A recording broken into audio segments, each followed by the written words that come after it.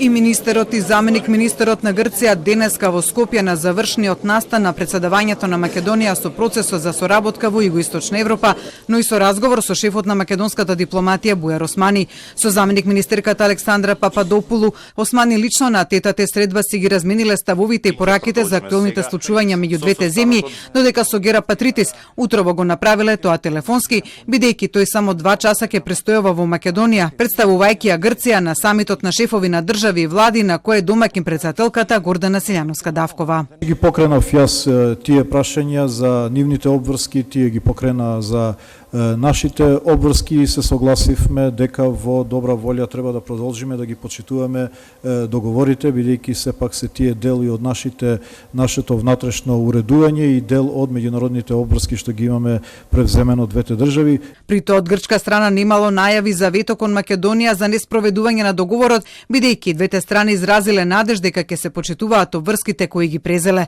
Она што останува незавршено, како што информираше Османи, е многу помалку од она што е завршено и суштинско.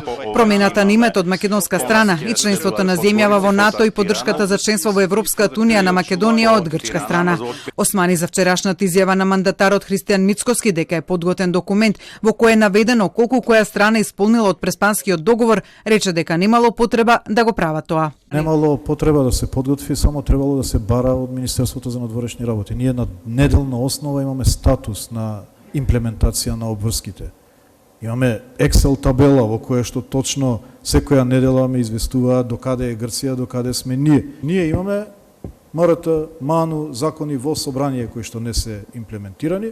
Грција ги има меморандумите и 2-3 собраќајни таблички, од кои 2 сменија пред неколку месеци. Значи, тоа се останатите обврски. Суштинските обврски, НАТО и ЕУ, Грција нема тука направено никакво поместување.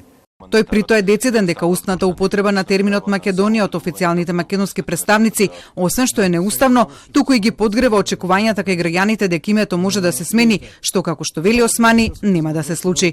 Тој откако вчера даде совет на идната влада околу почитувањето на договорот со Грција, денеска и со конкретен пример и кажа како да го направи тоа. Кажете, ние не сме го изгласале. Ние сме биле против. Овие предавниците го направија тоа, ние мора да го почитуваме. Тоа е фер однос кон државата.